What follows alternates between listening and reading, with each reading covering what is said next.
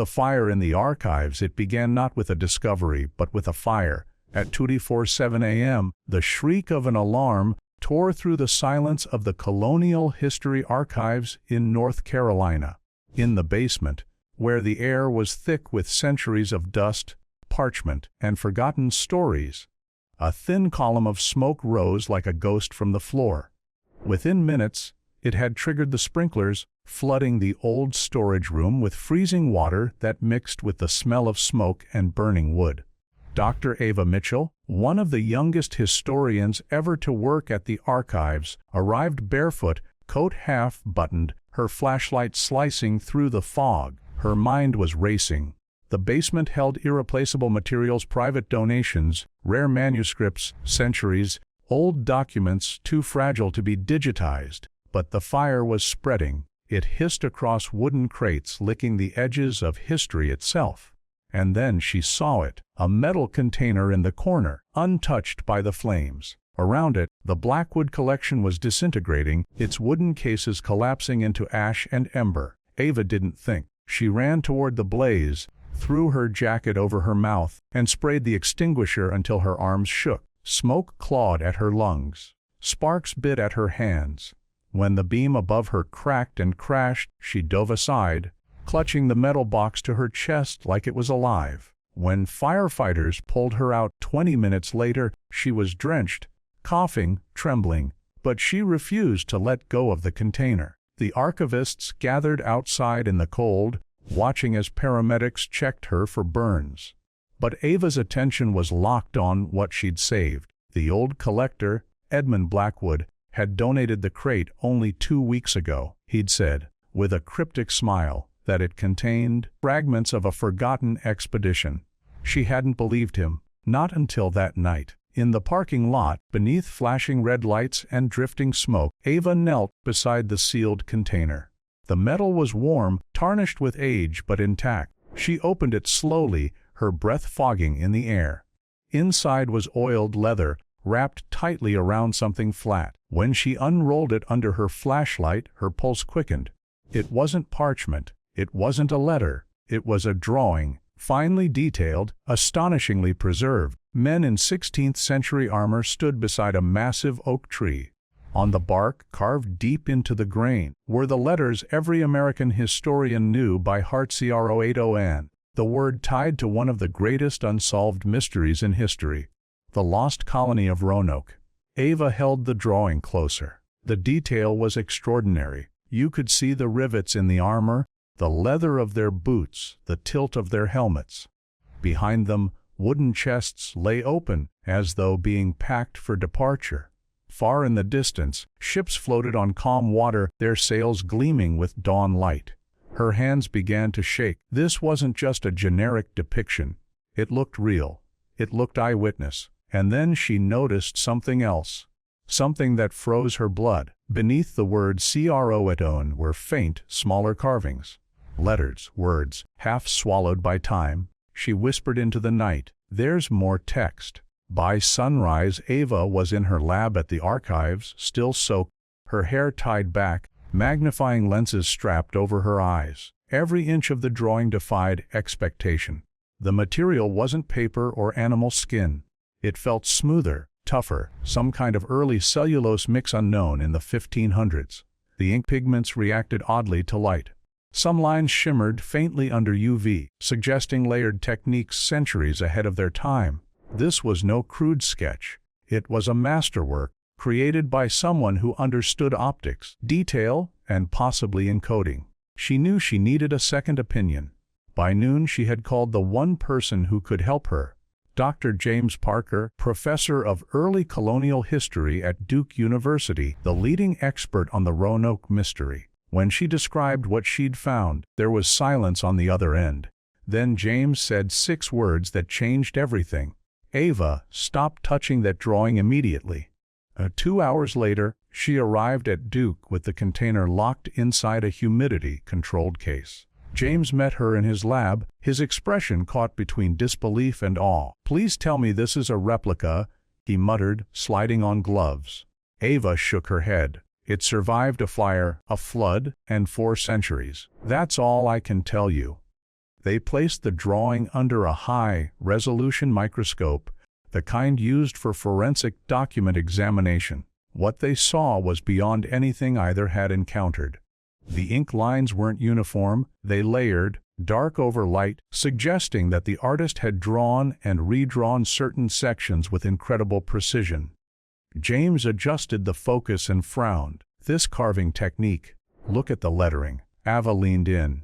The strokes of the C and R weren't drawn, they were etched, like impressions pressed into the medium itself. It's consistent with late 16th century engraving, James murmured. The sort used by navigators and mapmakers, not artists. Then it could have been drawn by someone from the colony itself, Ava said quietly. James nodded, eyes still fixed on the tree bark in the image. But what's strange is these smaller marks. See that? Below croatoan. She magnified the lower section until the image filled the monitor. Tiny, uneven letters appeared, faint, almost erased by age. They looked hurried, carved with a dull blade, and partially covered by what appeared to be natural bark regrowth. There's definitely more text, Ava whispered. And it's not random. Let's call Maria, James said suddenly. Professor Maria Rodriguez, a specialist in digital imaging and spectral analysis, arrived that evening. Her scanning equipment looked more suited to a NASA cleanroom than a history lab. We use this to study planetary photographs, she explained, calibrating the sensors. If there's hidden text, this will find it. The machine swept over the drawing, capturing data across ultraviolet, infrared, and thermal spectrums. The image came alive in layers. Beneath the surface lines, faint underdrawings appeared, ghostly blue shapes, as if the artist had mapped out the scene in stages. Maria leaned forward. This isn't just a drawing. It's a composite, multiple layers fused together. Whoever made this was using techniques centuries ahead of documented practice. Ava stared. You're saying this was deliberate? Maria nodded. Absolutely. Look. Even the shadows in the image were layered using mineral-based ink. That was unheard of in the 1500s. The computer beeped. Enhancement complete. As the processed image stabilized, the lab fell silent. Beneath croatoan, smaller letters glowed in false color, a hidden inscription weathered but unmistakable. Maria zoomed in. Her voice trembled. It says, "Dare stones mark the way. Follow beneath August moon." The room went utterly still. Ava's mind raced. Dara as in Eleanor Dare. Virginia Dare's mother? James nodded, his face pale. The same. The first English child born in America. And the Dare stones. Those carvings found in the 1930s. The ones historians called fakes. Ava turned to her laptop, pulling up archived records. 1937 through 1941 found across North Carolina and Georgia. Each stone had carved messages supposedly left by Eleanor Dare herself. She scrolled through the images. Weathered stones, marked with words that read like a journal of survival tales of death, migration, and integration with native tribes. For decades, scholars dismissed them as hoaxes. The language was too modern, the preservation too perfect. But now, with this drawing, what if they weren't hoaxes? James whispered. Ava stared at the enhanced image. What if this drawing was the key? A map that pointed to the stones. Maria brought up another section of the scan. There's something else. Look at the lower corner of the tree trunk. There, carved faintly beneath centuries of bark detail, was a date. August 15, 1590. Ava's breath caught. That's 3 days before Governor John White returned and found the colony deserted. James straightened slowly, realization dawning in his eyes. This means they didn't vanish. They were still there, preparing to leave and leaving clues. He turned to the others, voice firm now, filled with a rising thrill that none of them could deny. If this is authentic, we're not looking at a mystery anymore. We're looking at a message. As dawn broke the next morning, the 3 experts gathered around the preserved drawing once more. The fire that could have destroyed history had instead revealed it, and in the faint letters carved centuries ago beneath the word croatoan, they now held the first real proof that the lost colony hadn't simply disappeared into legend. They had planned their escape. And somewhere out there, beneath the forests and coastlines of the Carolinas, the truth of their fate was still waiting to be uncovered. The code in the drawing. The next morning, the laboratory felt different. The quiet hum of computers filled the room like a pulse beneath the walls, and every researcher who stepped inside seemed to know they were standing on the edge of something monumental. The air smelled faintly of ozone and paper, old history meeting modern science. Dr. Ava Mitchell hadn't slept. She stood beside the scanner, reviewing the enhanced layers of the mysterious 1587 drawing over and over again. Every time she zoomed in, she saw something new: the glint of a sword hilt, the tension in a sailor's stance, the faint shimmer of sunlight etched across the waves behind them. But her eyes always returned to the same haunting detail: the letters carved into the tree, croatoan, and below it the smaller, frantic scrawled, "Dare stones mark the way. Follow beneath August moon." That line alone had already shaken centuries of historical certainty. Professor Maria Rodriguez arrived first, coffee in hand, her hair still damp from the morning rain. "The data reconstruction's complete," she said, sliding into her chair. "I've analyzed every pigment and fiber in that image. There's no question, it's pre-modern. No synthetic dyes, no machine tooling, and the inks are consistent with late 16th century composition. So it's authentic," Ava said quietly. Maria nodded. "Authentic and impossible." Dr. James Parker entered moments later, the kind of historian who usually avoided exaggeration. But now his face was pale, his voice edged with excitement. "I've been reading every surviving account of the lost colony," he said, dropping a stack of notes onto the table. "Nothing mentions the phrase, 'Dare stones.' Not once. Which means either this inscription was hidden deliberately, or it was added by someone who knew something nobody else ever recorded."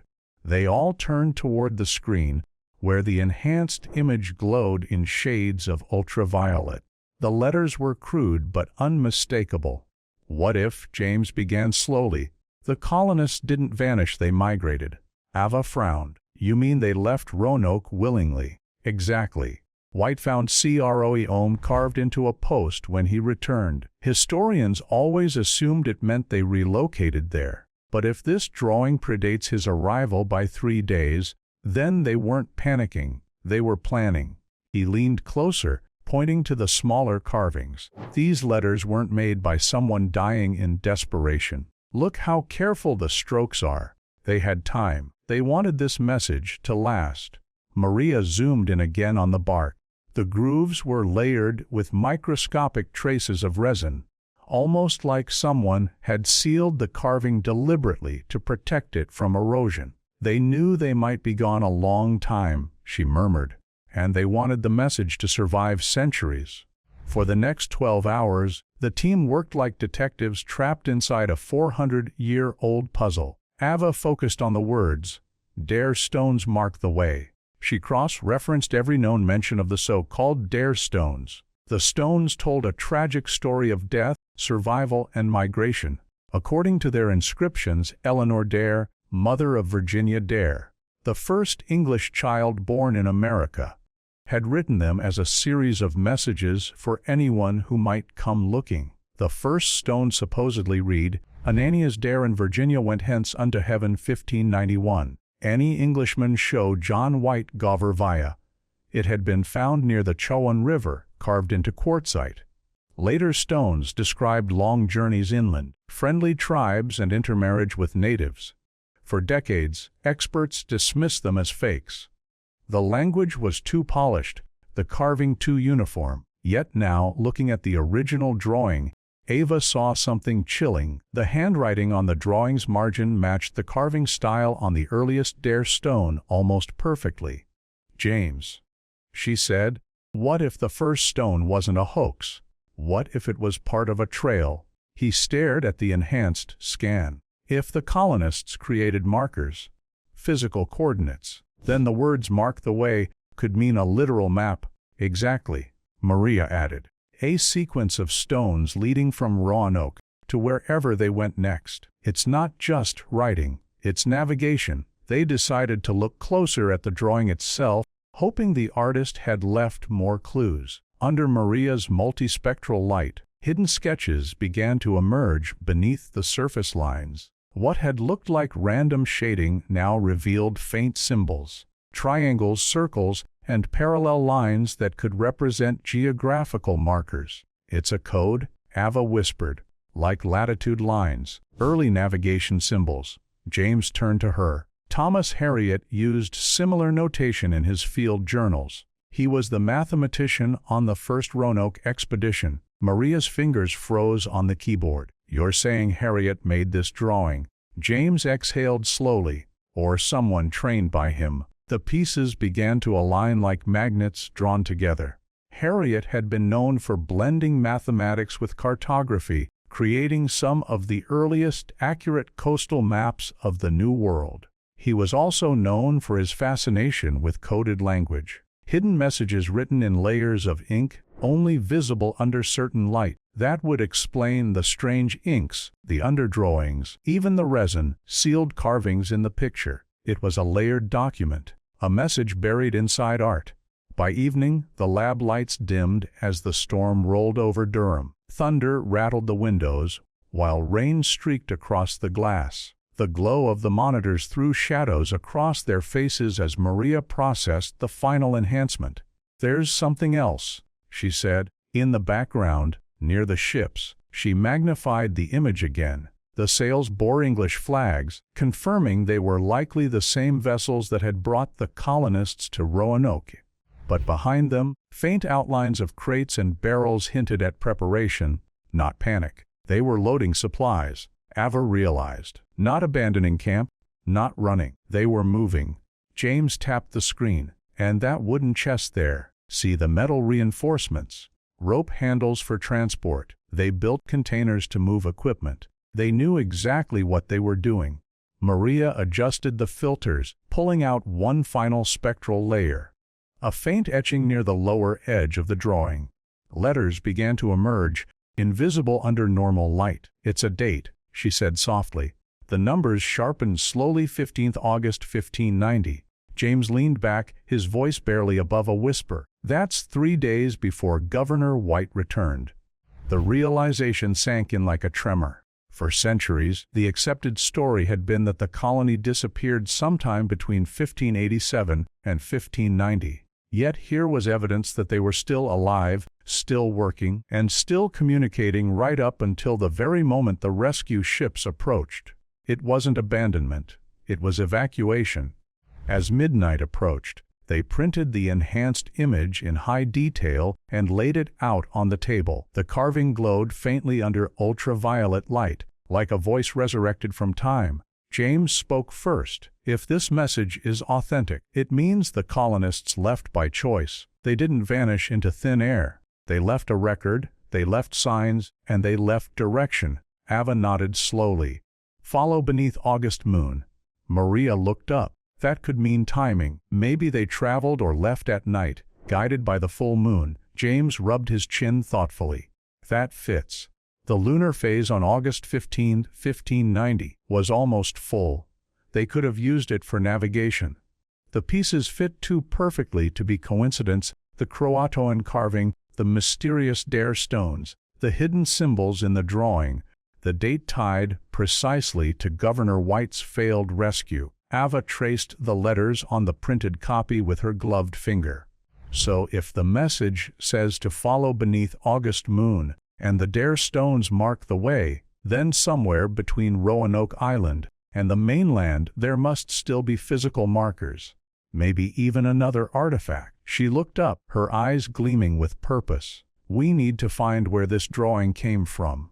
If it was preserved in the Blackwood collection, there must be provenance records." Maria nodded, already searching.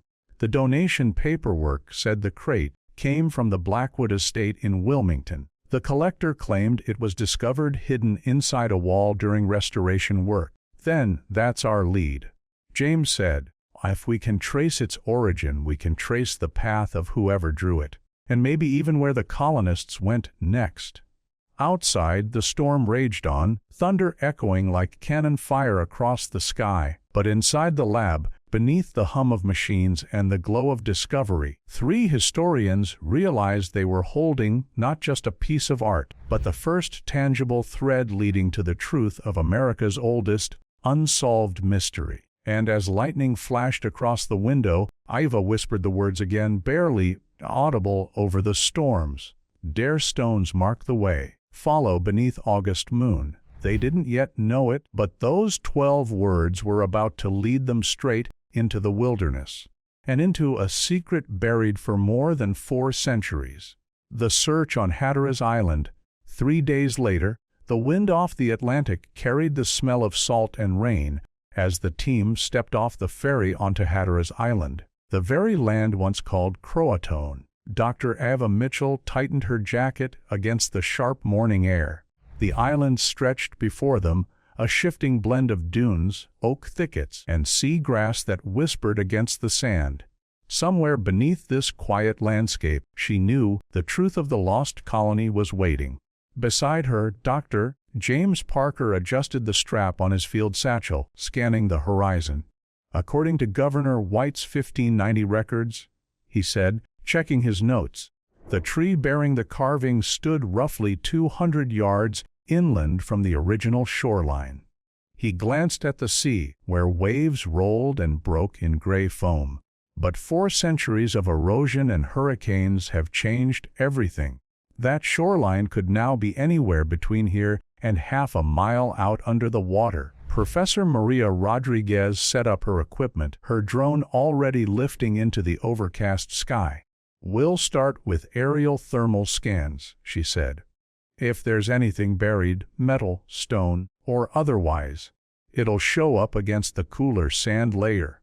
The 3 of them had become a strange family in the days since the discovery. Ava, the passionate historian, James, the cautious academic who had spent decades chasing fragments of truth, and Maria, the scientist who believed data could resurrect the past.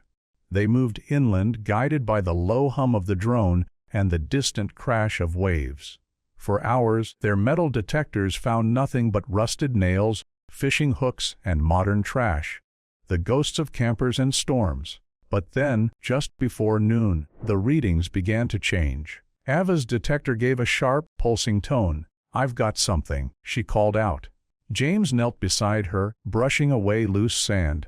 "Depth, about 6 feet," she said, checking the display. "And it's not iron. Composition looks like bronze or copper." Maria squinted at her tablet, comparing readings. "That fits 16th century metallurgy. If it's real, it's been down there a long time." They began to dig carefully, documenting every inch. Shovels scraped against the earth with dull metallic clinks. The deeper they went, the more the soil changed, compacted, older, untouched by modern hands. Then, after nearly 2 hours of excavation, the tip of something green and metallic emerged from the dirt. Ava froze. "Stop." She brushed gently with a gloved hand. Beneath the crust of sand and oxidation was the unmistakable curve of a bronze plaque. Even through centuries of corrosion, its engraving was still visible. Latin letters glimmered faintly under the thin beam of Maria's flashlight. James leaned close, his voice trembling as he translated aloud. "Hic veritas colonia Roanocensis eisset, signatum ebis quae vitam elegerant super deditionem." Here lies the truth of the Roanoke colony, sealed by those who chose survival over surrender. Below the main inscription were smaller lines of text. James read on, his words slow, deliberate. "Sequir lapides ad libros Anglias sparso locatos." Follow the stones to find the scattered children of England. The air went still. Even the sound of the surf seemed to fade into silence. Ava felt her pulse pounding in her ears. "They're real," she whispered. "The Dare stones. They're real." Maria took high-resolution photographs, her voice shaking with awe. "Look here." The lower right corner. She zoomed in on a strange emblem engraved beneath the Latin. It was unlike anything in traditional English heraldry, a circle enclosing an arrow and a pattern of interwoven lines. James frowned. "That's not purely European design." "No." Ava said, tracing the symbol carefully. It's part of a Native American pictograph, possibly Croatan. It was a merging of two worlds, English and indigenous artistry fused into a single symbol, a code of alliance. They didn't just disappear, James murmured. They joined them. They lived with them. But that wasn't all. Maria was examining the plaque's reverse side when she noticed a raised seam running across the bronze, almost invisible beneath layers of tarnish. "There's something underneath," she said. "A compartment." They used precision tools to loosen the corroded seal. Inside, packed tightly and preserved by hardened tree resin, was a small, oiled leather pouch. Ava's hands trembled as she unfolded it. Inside was another drawing, smaller than the first, but created with the same hand. The same impossible precision. The image showed the same group of armored men from the original croatoan scene, but now they were gathered around several large stones arranged in a triangular pattern. Each stone bore carved symbols, their shapes forming what looked like a map. Maria adjusted her lens, scanning the marks. "These aren't random carvings," she said. "This is geometric alignment, latitude and orientation. It's a navigation system." "They were leaving a path," Ava whispered. "A guide for anyone who might follow." James turned the drawing over. The back was covered in faded script, handwritten, elegant, almost mathematical. Maria read the words aloud. "For those who seek the truth about the children of Roanoke, the stones will guide you to 3 sanctuaries where English hearts still beat." Silence fell again, broken only by the wind rustling through the sea grass.